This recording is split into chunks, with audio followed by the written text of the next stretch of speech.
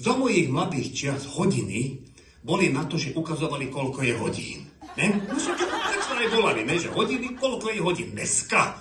Kúknem na tieto Apple Watche, či čo to je, áno. Nerozumiem vôbec, čo sa deje, lebo ako môžem s tým platiť, môžem s tým telefonovať, ale keď tam kúknem a chcem vedieť, koľko je hodín, neviem. Toľko je tam kruhov, všelijakých, furt to čo ukazuje a buzerňujú ma v jednom kuse. Nenormálne, hej, včera napríklad pozerám futbal. Vylebedený pekne 5 minút do konca. Napínavé, jak hova do trodu, že bzz, kuknem, že je na čase sa postaviť.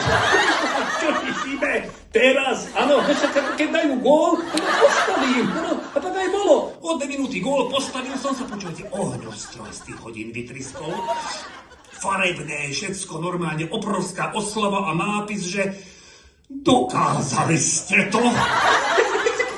Keby som bol, že Murdoch